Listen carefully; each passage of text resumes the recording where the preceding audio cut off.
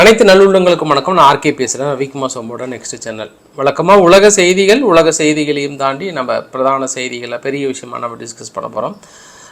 பெரிய அளவுக்கு நம்ம நேற்று சொன்ன அந்த தகவல் தான் என்ன அப்படின்னா, இந்த 3 கார்ஜியஸ் டேம் இருக்கு இல்லையா, சீனானுடைய அணை தனது முழு கொள்ளளவை எட்டி இருக்கிறது. அங்கே இருக்கக்கூடிய மக்களுக்கு எச்சரிக்கை கொடுக்கப்பட்டிருக்கிறது. நம்ம நேற்று அதை பற்றி பேசியிருந்தோம்.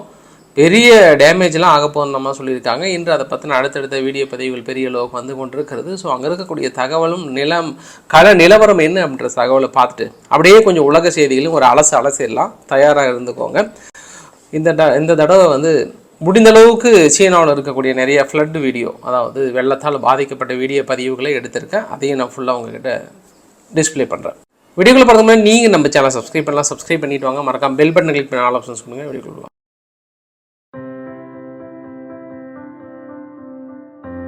சீனானுடைய மிகப்பெரிய அணை, நேற்று அதை பற்றி நான் பெரிய அளவுக்கு சொல்லியிருந்தேன். பட் அந்த அணையோட முழு தகவலை உங்ககிட்ட சொல்ல விட்டுட்டேன். இன்று நான் சொல்கிறேன். ஏன் இன்று நம்ம பதிவு செய்வதற்கான காரணம் என்னென்னா, வீடியோ பதிவுகளும் சரி, அங்கே இருக்கக்கூடிய தகவல்களும் என்ன வந்திருக்கு அப்படின்னா, இந்த அணை தனது முழு கொள்ளளவை வந்து எட்டியுள்ளது. இதுக்கப்புறம் அங்கே கரையோரத்தில் இருக்கக்கூடிய மக்கள் வந்து வெளியேற சொல்லியிருக்கிறாங்க. நார்மலாக உலகத்தின் மிகப்பெரிய அணைன்னு சொல்லப்படுகிற இந்த 3 கார்ஜியஸ் அணை முழு கொள்ளளவு எட்டிச்சு அப்படின்னாவே ரொம்ப டேஞ்சர் அப்படின்னு சொல்கிறாங்க. அதுக்கான காரணங்கள் என்னன்றது நம்ம அடுத்தடுத்த புகைப்படங்களும் பக்கத்தில் இருக்கிற வீடியோ பதிவுகளை நீங்கள் பார்த்துக்கோங்க. முதல்ல இந்த ஒட்டுமொத்த அணையோட இந்த கொள்ளளவு எவ்வளோ சொல்லுவாங்க அப்படின்னா 22.1 பில்லியன் கியூபிக் மீட்டர் அப்படின்னு சொல்லுவாங்க. நார்மலாகவே வாட்டர் லெவல் லோ லெவலே வந்து 145 மீட்டர் தான் அப்படின்னு சொல்கிறாங்க. மீட்டர் இது நேற்று அடின்ற மாதிரி சொல்லியிருந்தேன். 145 மீட்டர். ஆக்சுவலாக வாட்டர் லெவல் வந்து ட்ரை சீசன்லேயே அவங்க மேக்ஸிமம் 175 மீட்டர் வரைக்குமே அவங்க ஸ்டோர் பண்ணி வச்சுருக்காங்க. தனது அணையோட முழு கொள்ளளவு வந்து 185 மீட்டர் அப்படின்னு சொல்கிறாங்க. ஸோ நேற்றே நம்ம வீடியோ பதிவில் பார்த்துருந்தோம். 183 மீட்டர் அளவுக்கு வந்திருந்தது. இன்னும் 2 மீட்டர் வந்து ஃபுல்லாகிடுச்சு. இப்போ மொத்தம் அணையில் பார்த்தீங்கன்னா ஒரு 10 கேட்டு பக்கம் இருக்குது. அதில் வந்து 7லிருந்து 8 கேட்டு இப்போதைக்கு திறந்து விட்டுருக்காங்க. இன்னும் கொஞ்சம் ரொம்ப தெளிவாக சொல்லணும் அப்படின்னா, நான் இன்னொரு வரைபடத்தில் உங்ககிட்ட காட்டுறேன் பாருங்கள். இந்த வரைபடத்தில் அந்த யான்சி ரிவர் அப்படின்றதான் அந்த சீனாவுடைய மிகப்பெரிய ஒரு அணை இது. இந்த யான்சி ரிவர் இந்த கடைசியிலிருந்து அந்த கடைசியில் வருது. ஓவராலாக அந்த நதியோட முழு டயக்ராம் எங்கே உற்பத்தி ஆகுது, எங்கே போயிட்டு ஷாங்காயில் பக்கத்தில் போயிட்டு கலக்கிற வரைக்கும் உங்ககிட்ட காட்டியிருக்கேன். அதில் சென்ட்ரலில் பார்த்தீங்கன்னா 3 கார்ஜியஸ் டேம் இருக்கு இல்லையா, அங்கே அதற்கு முன்பே 2-3 அணைகள் இருக்குது. 2-3 அணைகளும் நிரம்பி நேராக அங்கே வந்திருக்குங்க. இப்போ இங்கே திறந்ததுக்கப்புறம் என்ன ஆகும் அப்படின்னா, இந்த வுஹான் பெரிய அளவுக்கு பாதிக்கப்படும். அப்படியே ஜூஜியாங் வந்து பாதிக்கப்படும், ஜெங்ஸோ பாதிக்கப்படும், நான்சிங் வந்து பாதிக்கப்படும்.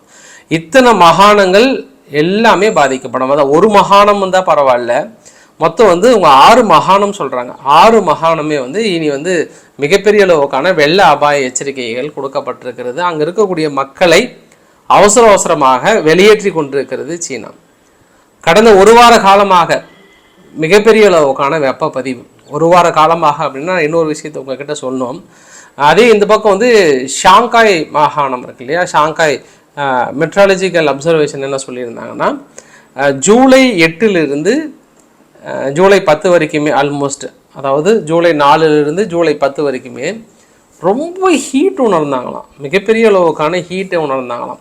ஈவன் ஆப்பிரிக்கா மக்கள் கூட அங்கே வந்து இருக்க முடியாத சூழ்நிலை. ஆப்பிரிக்கா மக்கள் ஐயோ சீனாவில் இருக்க முடியல அப்படின்னு போயிட்டாங்கன்னு பத்திரிகைகள் வந்து சொல்லியிருந்தாங்க.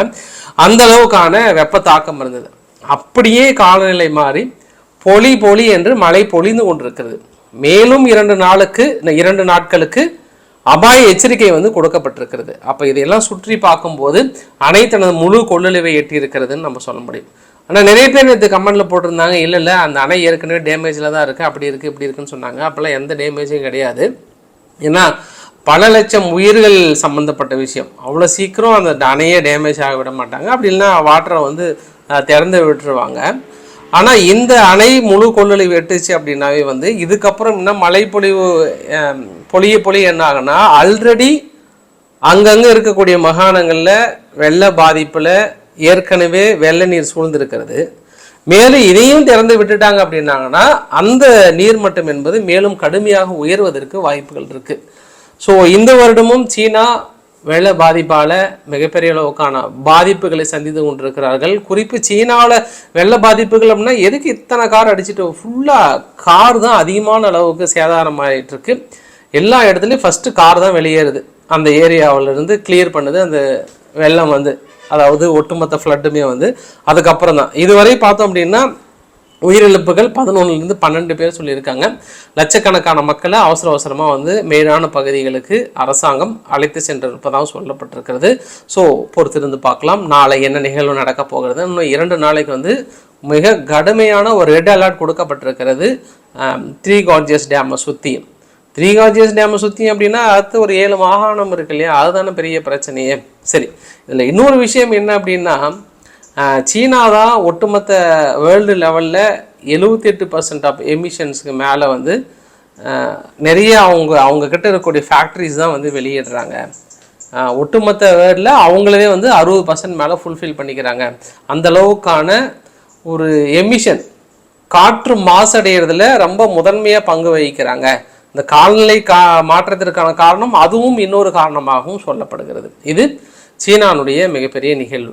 அப்படியே நம்ம இந்த நதியோட பிரச்சனைன்றதுனால இந்த நீங்கள் வரைபடத்தில் பார்க்குறீங்கல்ல, கீழேருந்து போகும்போது ஒரு நீல கலரில் ஒரு கோடு போகுது பார்த்தியா, இந்த நதியோட பேர் தான் வந்து இது வந்து நைல் நதி அப்படின்னு சொல்லுவாங்க. இந்த நைல் நதி எங்கே உற்பத்தி ஆகுதுன்னா 2 இடத்துல உற்பத்தி ஆகுது. தான்சானியா மேலே இருக்கக்கூடிய உகாண்டா பக்கத்தில் ஒரு உற்பத்தி ஆகுது, இன்னொன்று பார்த்தோன்னா எத்தோப்பியாவில் உற்பத்தி ஆகுது.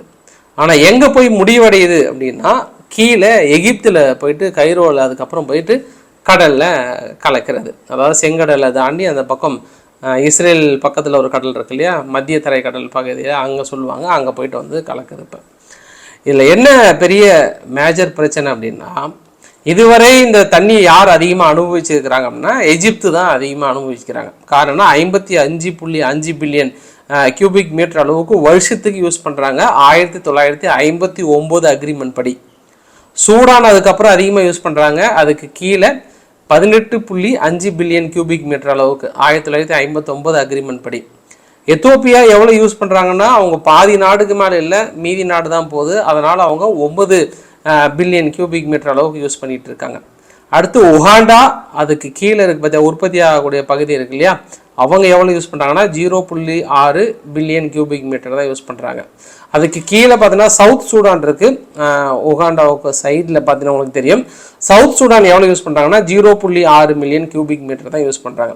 அடுத்து வந்து புருண்டி எவ்வளோ யூஸ் பண்ணுறாங்கன்னா வெறும் 0.29, சும்மா தண்ணி தெளித்து விட்றாங்க அந்த பக்கம், இந்தப்பா முடிஞ்சால் யூஸ் பண்ணிக்கோங்க அப்படின்ற மாதிரி வந்து சொல்கிறாங்க. அதாவது புருண்டின்னா இந்த சைடு நான் ஒரு ஏரோ மார்க் மாதிரி தான்சானியாவுக்கு மேலே ரவாண்டா அப்படின்றது ஒரு குட்டி நாடு, அது கீழே புருண்டி அப்படின்றது வந்து ஒரு குட்டி நாடு. ரவாண்டா 0.15 அவங்க தான். ஆனால் அவங்க இதுலேயும் இந்த நதி வந்து உற்பத்தி ஆகக்கூடிய மிகப்பெரிய பிளேஸ் எதுனா ஒன்று வந்து புருண்டி, இன்னொன்று வந்து ரவாண்டா. இதில் என்ன மேஜர் ப்ராப்ளம் அப்படின்னா எத்தோப்பியா இருக்காங்க இல்லையா, எத்தோப்பியா கிட்ட அணைகள் பெரிய 2011 கட்டுறாங்க. 6000 மெகாவாட் மின்சாரம் உற்பத்தி செய்வதற்கும் அங்கே இருக்கக்கூடிய விவசாய நிலங்களுக்காக நாங்கள் பெரிய அளவுக்கு மடைமாற்றம் செய்ய போகிறோம். ஏன்னா எங்கள் நாட்டில் உற்பத்தி ஆகுது, இது எங்களுக்கு தான் சொந்தம், அதனால் நாங்கள் பெரிய அளவுக்கு தடுக்க போகிறோம்னு சொன்னாங்க.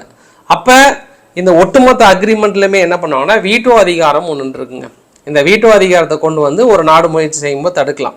அப்போ வந்து எத்தோப்பியா எங்களால் முடியாதுன்ட்டாங்க. எத்தோப்பியாவுக்கு பெருசாக அணைகளை கட்டுவதற்கான உதவிகள் செய்கிறது யாருன்னா சீனா பெரிய உதவிகள் செய்கிறாங்க. 2011 ஆல்மோஸ்ட் முடியுது. அப்படி முடிச்சிட்டாங்கன்னா ஒட்டுமொத்த இப்போ 3 கார்ஜியஸ் டேம் மாதிரி இவங்க அணை முடிஞ்சாதான் மீதி கீழே போகும், அப்படி இல்லைன்னா போகாது. அப்படின்னா கொஞ்சம் எகிப்து வந்து வறண்ட பிரதேசமாக மாறிவிடும். ஏன்னா இப்போ செழிப்பாக இருக்கிறது உற்பத்தி ஆகிற யாருமே யூஸ் பண்ணாதனால அங்கே வந்து பெருசாக யூஸ் பண்ணிகிட்டு இருக்கிறாங்க.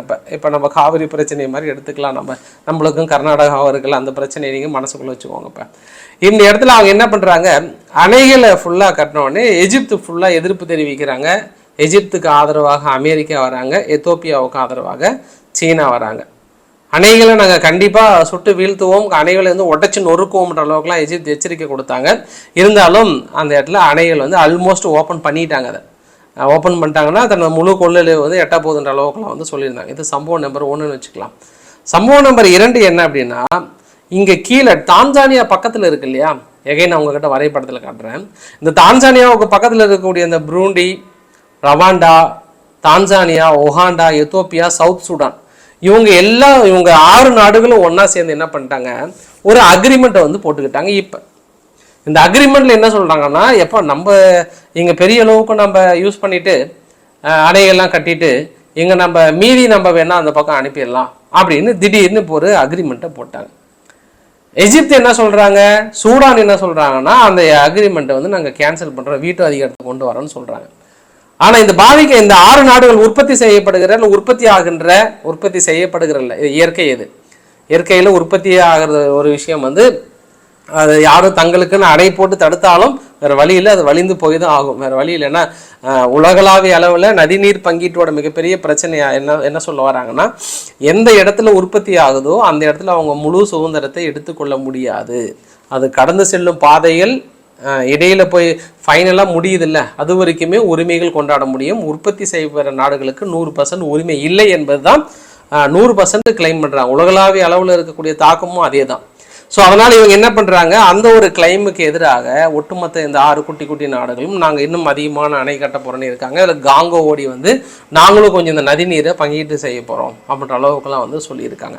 ஸோ இனி எஜிப்து என்ன செய்ய போகிறாங்க, ஒட்டுமொத்த 6 நாடுகள் எதிர்க்க போகிறாங்களா, ஏற்கனவே எத்தோப்பியா ஒரு பிரச்சனையாக இருக்கிறது. இந்த பக்கம் வந்து சவுத் சூடானும் நாங்களும் அணை கட்டுன்ற திட்டத்தில் இருக்கிறாங்க. ஆக்சுவலாக இன்ன வரைக்கும் அந்த ஒட்டுமொத்தத்தில் வரைபடங்கள் படி பார்த்தோன்னா 4 அணைகள் இருக்குது. 4 அணைகளில் 2 கன்ஸ்ட்ரக்ஷன் ஆல்மோஸ்ட் ஒன்று முடிஞ்சிச்சு, எத்தோப்பியாவில் முடிச்சிட்டாங்க. மீதி சூடானில் 1250 மெகாவாட் மின்சாரம் உற்பத்தி பண்ணுறாங்க. இவங்க 2100 மெகாவாட் மின்சாரத்தை உற்பத்தி பண்ணுறாங்க எஜிப்தில்.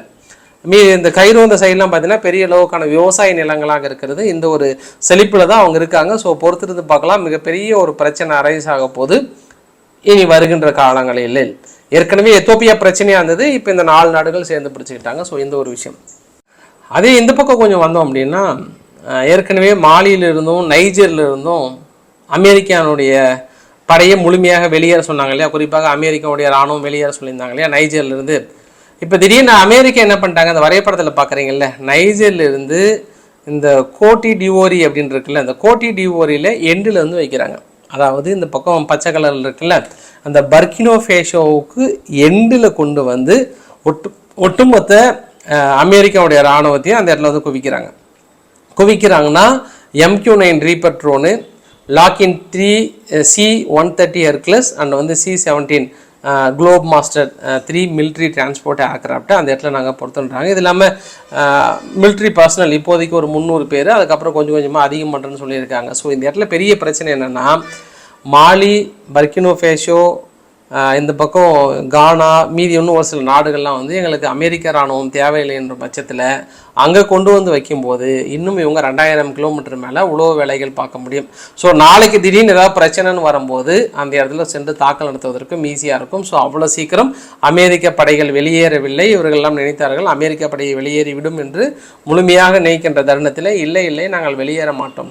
என்னைக்கு நீங்கள் ரஷ்யா படைகளை உள்ளே வாங்கி கொண்டு எங்களை வெளியேற்றினர்களோ எங்களுக்குன்னு ஒரு நாடு ஆதரவு தராமையாக இருக்கும் அப்படின்னு சொல்லிட்டு அந்த நாடு பக்கத்திலே வந்து மீண்டும் இராணுவ தளத்தை அமைச்சிருக்கிறாங்க. சோமாலியானுடைய தலைநகரில் நேற்று குறிப்பாக மிகப்பெரிய அளவுக்கான ஒரு கார் குண்டுவெடிப்பு நிகழ்வு நடந்திருக்கிறது. இந்த கார் குண்டுவெடிப்பு நிகழ்வில் 5 பேர் நேற்று சொன்னாங்க, பட் இந்த வந்து 8 பேர் பக்கம் சொல்கிறாங்க. 20 பேர்த்துக்கு மேலே இன்ஜூர்ட் ஆகிருக்காங்க. அடுத்தடுத்து நின்ற கார்கள் வந்து பெரிய அளவுக்கு சேதாரமாக இருக்கிறதுன்ற மாதிரி சொல்லியிருக்காங்க. இது சோமாலியாவில். கென்யாவோட தலைநகர் நைரோபி இருக்குல்ல, அங்கே இவனை நல்லா ஒத்து பார்த்துக்கோங்க. இவன் தான் வந்து ஜொமோஷி கலூஷா. இந்த ஜொமோஷி கலூஷாவுக்கு எவ்வளோ வயசு? 33 வயசு. இவன் என்ன பண்ணியிருக்கான், 2022லேருந்து 2024க்குள்ளார 42 பெண்களை கொலை பண்ணியிருக்கான். எவ்வளோ? 42 பெண்கள். முதல்ல அவங்க ஒய்ஃப். இந்த மாதிரியான சீரியல் கில்லர், உலகத்தையே உழுக்குகின்ற ஒரு சீரியல் கில்லர் 42 பெண்களுக்கான 2 வருஷத்தில் கொலை பண்ணியிருக்கான்னா, இத்தனை நாள் கண்டுபிடிக்காத பெரிய போலீஸ் அதிகாரிகளாக இருப்பாங்களே, இத்தனை நாள் கண்டுபிடிக்காமல் இன்று கண்டுபிடிச்சிருக்காங்க. குறிப்பாக அவங்ககிட்ட விசாரணை பண்ணதில் கொலை அவங்க மனைவி. அதுக்கப்புறம் அதையும் என்ன அப்படின்னா, இது வரைக்கும் 9 பாடி தான் கிடைச்சிருக்கான், 9 பிணங்கள் தான் கிடைச்சிருக்கான். மீதி எல்லாம் வந்து அங்கங்கே டீகம்போஸ் மாதிரி தனித்தனியாக அறுத்து பிரித்து போட்டு அந்த மாதிரியான வேலையில் ஈடுபட்டிருக்கான். எங்கே இருக்குன்னே தெரியலன்ற மாதிரி வந்து சொல்லியிருக்கான். ஸோ ஒட்டுமொத்த கென்யாவுடைய அரசாங்கத்தை உலுக்குகின்ற ஒரு செயலாக இருக்கிறது. 42 கொலைகளை சேர்ந்த ஒரு சீரியல் கில்லரை வந்து இன்று கைது செய்திருக்கிறாங்க அப்படின்ற மாதிரி சொல்லியிருக்காங்க. குறிப்பு பாருங்கள், இவ்வளோ கொலை பண்ணையுமே இவனை எப்படி பிடிச்சாங்கன்னா, இந்த ஈரோ 2024 வேர்ல்டு கப்னு நடந்து பாருங்கள். ஈரோ 2024 ஃபுட்பால் மேட்ச் நடந்தது இல்லையா, அந்த ஃபுட்பால் மேட்ச்சில் ஃபைனல் மேட்ச் பார்க்கறதுக்காக ரொம்ப ஆர்வமாக இருந்தானோ. அந்த கூட்டத்தில் பார்க்கும்போது தான் அப்போ காவல்துறை பாதுகாப்பு கொடுத்துருந்தாங்கல்ல, இந்த விளங்காத மூஞ்சியை எங்கேயோ பார்த்த மாதிரி இருக்குதுன்னு சொல்லிட்டு அதுக்கப்புறம் தான் டேய் உன்னதாண்டா தேடிட்டு இருந்தோம் வருஷ கணக்காக, என்னடா எங்கே மேட்ச்சை பார்த்துட்டு இருக்கிறன்ற மாதிரி பிடிச்சி அதுக்கப்புறம் கொண்டு போய் சிறையில் அடிச்சிருக்காங்களா பாரு. ஒரு கொலை குற்றவாளி ஜம்னு ஜாலியாக ஃபுட்பால் மேட்ச் பார்க்க வந்து கடைசியில் அந்த இடத்துல வந்து கைது பண்ணியிருக்காங்க. போலந்து வந்து பேபால் நிறுவனம், நம்ம கூட பேபால் நிறுவனத்துக்கிட்ட இந்தியா கூட அக்ரிமெண்ட் போட்டிருக்கோம் நம்மளும். அந்த பேபால் நிறுவனத்திற்கு, ஏன்னா இவங்க தான் மெயின், இப்போ பேபால் தான் வந்து ஒட்டுமொத்தமாக நம்ம ஆன்லைனில் ட்ரான்ஸ்ஃபர் பண்ணுறதுல மீதி எல்லாமே வந்து ஒரு மெயின் லிங்கிங் அப்படின்னு சொல்ல முடியும். இவங்க என்ன பண்ணுறாங்க, ஒட்டுமொத்த போலந்தில் ஒரு சில டீட்டெயில்ஸை வந்து எங்ககிட்ட ஷேர் பண்ணாமல், ஒரு சில விஷயங்கள் எங்ககிட்ட கிளியராக எக்ஸ்பிளைன் பண்ணாமல் இவங்க பாட்டுக்கு இயங்கிட்டு இருக்காங்கன்ற அடிப்படையில் 27.3 மில்லியன் அளவுக்கு ஃபைன் போட்டிருக்காங்க. இது மிகப்பெரிய தொகை. இவங்க ஒட்டுமொத்த லாபமும் அவ்வளோ வராதுன்ற மாதிரி சொல்கிறாங்க. ஸோ இந்த அளவுக்கான அதாவது போலந்தில் இந்த அளவுக்கான தொகை எங்களால் வந்து கட்ட முடியாது அப்படின்னு சொல்லிட்டு பேபால் நிறுவனம் மறுபடியும் மேல்முறையீடு செஞ்சுருக்கிறாங்க. இந்த மாதிரியான தொழில் நிறுவனங்களை நீங்கள் இந்த அளவுக்கு வாட்டி வதைக்கிறீர்கள் என்றால் நாங்கள் எப்படி ஏற்றுக்கொள்வதுன்ற மாதிரி வந்து அடுத்த கேள்வியில் கேட்டிருக்காங்க. ஸோ உங்கள்கிட்ட எல்லா டீட்டெயிலும் கிளியராக இருக்குது, ஆனால் அதையுமே நீங்கள் கிளியராக எக்ஸ்பிளைன் பண்ணலன்றது எங்களால் ஏற்றுக்கொள்ள முடியாதுன்ற மாதிரி சொல்லியிருக்காங்க. போலந்தில் தொழில் முனைவோர் மத்தியில் ஒரு பெரும் கலக்கம். ஏற்கனவே சமீபத்தில் ஐரோப்பாவில் பத்திரிகை சுதந்திரம் என்ற பேரில் ஃபேஸ்புக், ட்விட்டர் இதெல்லாம் வந்து பெரிய அளவுக்கு ஒரு நெருக்கடி கொடுத்துருந்தாங்க. இப்போ அந்த சமயத்தில் இது ஒரு ஆன்லைன் பேமெண்ட் சிஸ்டத்தையும் வந்து ஒரு நெருக்கடிக்கு உள்ளாக்குறாங்கன்ற மாதிரி சொல்கிறாங்க. ட்ரம்ப் அவர்களோட கொலை முயற்சி இன்னும் முடிந்த பாடு இல்லை, அடுத்தடுத்து வந்துட்டே தான் இருக்குது. இன்னும் அங்கே இருக்கக்கூடிய மக்கள் என்ன சொல்கிறாங்கன்னா, இவங்க எல்லாருமே ரூப் மேலே இருந்தவங்கள தான் சொல்கிறாங்க. நாங்கள் இன்னொருத்தர் வந்து டேங்க் மேலே ஒருத்தர் இருந்தார், அவரும் கண்ணோடு தான் இருந்தார், அவரையெல்லாம் விட்டுட்டாங்க, நான் அவரை பார்த்தேன்றாங்க. இன்னொரு அம்மா வந்து நான் இங்கே ஒருத்தரை பார்த்தேன், இது மாதிரி 2-3 சஸ்பெக்ட் இருந்தாங்க, அதனால் சுட்டது அவர் இல்லை வேறு ஒருத்தர் தான்ற மாதிரி அடுத்தடுத்து புயல்களை வந்து கிளப்பி கொண்டிருக்கிறார்கள். ஸோ அதை பற்றின தகவல் நம்ம இரவு பதிவில் நம்ம பார்த்துடலாம். அப்படியே நம்ம உக்ரைன் கிட்ட போனோம் அப்படின்னா, இன்று உக்ரைன் தரப்பில் குறிப்பாக ஜெலன்ஸ்கி அவர்கள் வந்து இன்றைக்கி ஒரு செலிப்ரேஷன் டே வந்து வச்சுருக்கிறாரு. எதுக்காகனா, கார்கிவ் பகுதியில் ரஷ்யா ஒட்டுமொத்தமாக தோற்றுவிட்டது. கார்கிவ் பகுதியை முறியேற்றி விடலாம், நேராக தலைநகரை வந்து பிடித்து விடலாம் என்ற எண்ணத்தை எங்கள் ஆளுங்க சும்மா விடல, தும்சம் பண்ணி தூளாக்கிட்டாங்க, தரை மட்டம் ஆக்கி விட்டாங்க அவரோட எண்ணத்தை அப்படின்னு இருக்காங்க. அப்புறம் எதுக்கு ஒரு ஆயுதம் தான் தெரியல, இருந்தாலும் ஆயுதங்களை கொடுங்கன்னு கேட்டிருக்காங்க. ஸோ கார்கிவ் பகுதியில் வெற்றி பெற்றுட்டோம் மாறான்ற மாதிரி சொல்லியிருக்காங்க. ஒன்று. இரண்டாவது, ட்ராக்கர் டேட்டா அப்படின்ற ஒருத்தர் வந்து உக்ரைன் தரப்புலையும் சரி மற்ற இடத்துல என்ன சொல்லியிருக்காங்கன்னா, வேர்ல்டுலேயே one of the best tank அப்படின்னா ரஷ்யாவுடைய T-90 டேங்க் தான் சொல்கிறாங்க. ஆனால் அது வந்து கிட்டத்தட்ட 100க்கு மேலே இழந்திருக்கிறாங்க. இது வந்து பெஸ்ட் இல்லை, வேஸ்ட் டேங்க் அப்படின்ற மாதிரி வந்து விமர்சன ரீதியாக முன் வைக்கிறாங்க. பட் ரஷ்யா தரப்பில் வந்து மறுத்துருக்கிறாங்க. அதே போல் இத்தாலி என்ன பண்ணியிருக்காங்க, 35 வருஷத்துக்கு முன்னாடியே வந்து நாங்கள் ஒட்டுமொத்தமாக நியூக்ளியர் ரியாக்டர்லாம் எங்கள் நாட்டில் வைக்க மாட்டோம், அது பெரிய பிரச்சனை ஆகுன்ற மாதிரிலாம் ஒரு முடிவு எடுத்திருந்தாங்க. பட்டு ஆஃப்டர் 35 இயர்க்கு அப்புறம் இப்போ ஒரு மிகப்பெரிய முடிவு எடுத்திருக்காங்க ஜார்ஜியா மெலோனி அவர்கள். இல்லை காலத்தின் கட்டாயம், காலத்தின் தேவை, அதனால் நம்மளும் நியூக்ளியர் எனர்ஜி நிச்சயம் நம்மளுக்கு தேவைப்படுற மாதிரி வந்து சொல்லியிருக்காங்க. எமினி ஹவுதிகளுக்கு ஒரு வெசல்ஸ், பெரிய வெசல்ஸ்னால் ஒரு பெரிய கப்பல் வந்து ஆயுதங்களை ஏற்றிட்டு வந்ததாம்பா. அது வந்ததில் பாதி வழிக்கு மேலே திடீர்னு எங்கே போச்சுன்னு தெரியல, காணாமல் போயிடுச்சான். இப்போ அந்த கப்பலை தேடிட்டு இருக்காங்க. ஆயுதங்கள் கொண்டு வந்த கப்பலை தேடி கொண்டு இருக்கும் எமினி ஹவுதிகள் அப்படின்னு ஈரான் இன்டர்நேஷ்னல் பத்திரிகை வந்து சொல்லியிருக்காங்க. மேபி யார் எடுத்திருப்பாங்க, அப்போ அந்த இடத்துல இருக்கக்கூடிய வேறு ஏதாவது கப்பல்கள் எடுத்திருப்பாங்களான்ற ஒரு சந்தேகத்தின் பார்வையில் இருக்கிறாங்க. ஸோ தொடர்ந்து இவங்க தாக்கல் நடத்தினா அவங்க என்ன பண்ணிட்டாங்க, ஆயுதங்களை சீஸ் பண்ணிட்டாங்க. அது யார் அப்படின்றதுக்கு தெரியும், இன்னும் முழுமையான தகவல்கள் வராமல் நம்மளும் உறுதிப்படுத்த முடியாது. ஸோ தேடிட்டு இருக்கிறோன்ற மாதிரி சொல்லியிருக்காங்க. தாலிபன்கள் அமெரிக்கானுடைய சிட்டிசன் 2 பேர்த்த வந்து பிடிச்சி சிறையில் அடைச்சிட்டாங்க. ஏன் அப்படின்னா, பெரிய அளவுக்கான உளவு தகவல் எங்கள் நாட்டோட சட்டத்தை மீறி இருக்கிறாங்க, வயலேட் பண்ணியிருக்கிறாங்க, எங்கள் லாவை அவங்க மதிக்கலை, உளவு தகவல்களை பார்க்குறாங்கன்னு சொல்லிட்டு கைது பண்ணி வச்சுருக்காங்க. அமெரிக்கா வந்து இறுதி எச்சரிக்கை கொடுத்துருக்காங்க தாலிபன்களுக்கு, இங்கே வா எங்கே வந்து யாருக்கிட்ட அரெஸ்ட் பண்ணியிருக்கேன் விடுங்க அவளை அப்படின்ற மாதிரி வந்து அமெரிக்கா தரப்பில் கேட்டிருக்காங்க. தாலிபான் தரப்பில் வந்து எங்களையும் மிரட்டுறியான்ற மாதிரி இவங்க தரப்பில் சொல்கிறாங்க. ஸோ பார்க்கலாம். இங்கே மட்டும் இல்லை, இந்த ஒரு அதிர்ச்சி தகவல் இல்லை, பிலிப்பைன்ஸில் இருக்கக்கூடிய மேயர் அலிசா கோ அவர்கள் வந்து ஒரு அதிர்ச்சி சம்பவத்தை கொடுத்துருக்காங்க ஒட்டுமொத்த பிலிப்பைன்ஸ்லையுமே. என்ன அப்படின்னா, இவங்க அப்பா அம்மாலாம் வந்து சீனாமா, இவங்களே ஒரு மேயராக இருந்துக்கிட்டு நிறைய உளவு தகவல்களை சேகரித்து சீனாவுக்கு கொடுத்துருக்காங்களாம்.